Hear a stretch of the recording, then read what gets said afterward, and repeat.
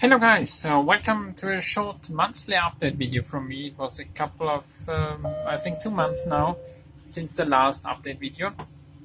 What I can show you now, what I've done and what we've built in.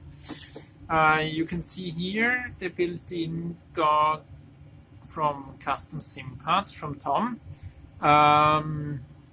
We have here the cabin pressure and the differential pressure. As you can see, it's a very nice backlit with cool white LEDs and fully functional and fits perfectly in the open cockpits overhead. It's a customization made from Tom because the original what he would provide would not fit in. So you can see we're currently on flight level 370.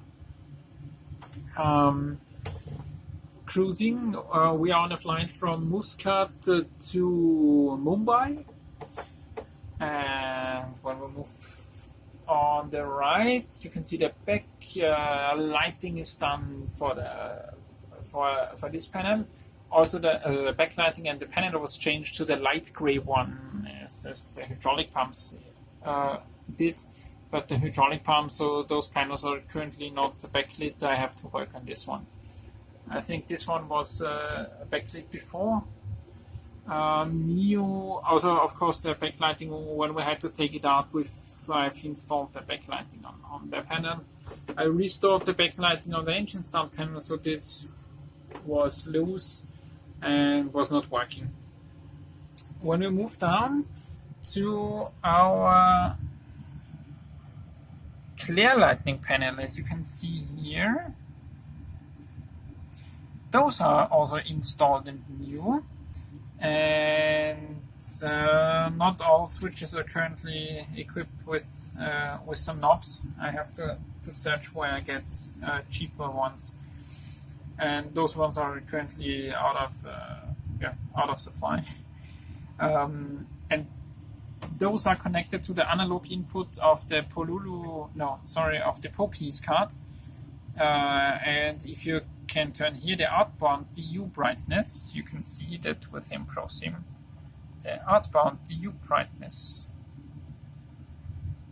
will change lower and higher. Of course, the same one from the inbound DU brightness for the captain's navigation display. We can change the upper DU brightness from the ACARS panel. It's fully working. We can change the lower DU brightness from the lower DU panel. Nice. What we can't change currently is the background brightness.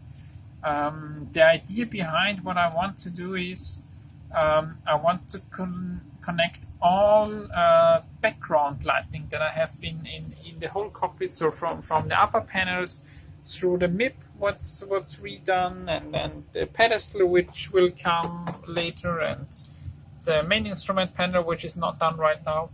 I want to connect to this potentiometer, so I can dim and can regulate here the brightness from the background lighting. Let's see how it works out, but will take there a couple of months to get this done. Also, what I told you last time, that those rotary switches are now connected. If we, for example, set the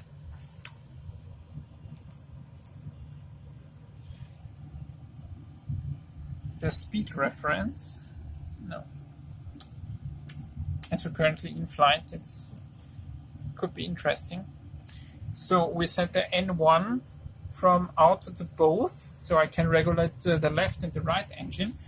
And with this rotary switch, the main panel brightness switch, I can reduce, turn it left, turn it right. As you can see now, the N1 is set to manual, and I can reduce it here further to reduce my engines in case I need it manually, and I can switch it back to auto to have it set to the calculated modes from the FMC.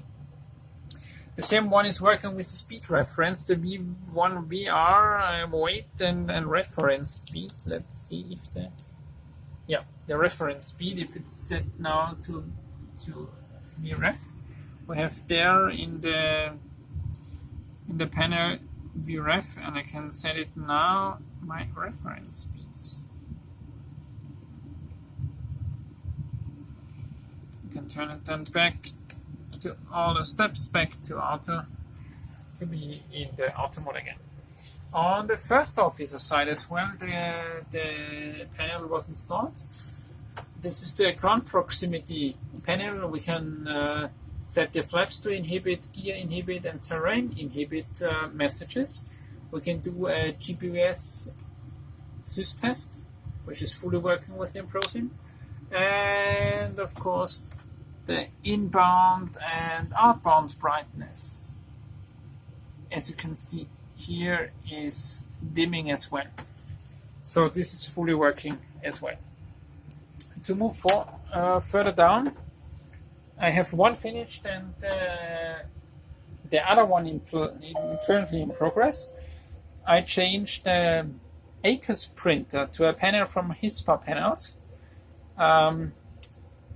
Before it was just a handmade panel cut out to fit in the printer, but now it's a nice plastic, again like the open cockpit ones, and this switch, the ACARS printer power switch, is really a power switch, so you can turn off the power to the printer and turn it on again. I had to do this a couple of times when the Windows computer loses or does not initialize from whatever reason the printer, so you can't print in ProSim. If you then unplug it and replug it, you will be able to print. And therefore I've installed now the power switch, so you can push it and for on and off. It's not backlit right now, it's not finished. We'll do this in the future. And the last panel, which is not finished, it's currently work in progress, also from HISPA panels, the SELCAL panel. As I've seen that Umberto is making there some nice progress here, and he confirmed that in the future version of ProSim is also the SELCAL panel configurable, which means you see here the holes, the round buttons will be installed from below with a mounting plate, and on top of it will be the engraved buttons for VHF 1, 2 and the other systems. And not the idea, the usage of this panel is when you're flying, for example, transatlantic, you don't have to monitor the ATC on the frequencies. So if the controller needs something, he calls you with this selective call, the SELCAL, and there you hear a special sound in the cockpit, and it will blink from whichever channel the controller is trying to reach you. And there's this engraved press reset, so the LED, the green LED, will be flashing until you press the button and you reset the system. This is confirmed to be working within ProSim with the vPilot from ButSim. So if you receive a SELCAL then from a controller on ButSim, the light should blink and lit up so that you can get also a visual warning and a visual hint that the controller is something needing from you. Yeah, this concludes my short update video from May, beginning of May, and I will now continue my flight to Mumbai, and I have around 1 hour and 20 minutes to go. Thanks for watching and have a nice day. Bye bye.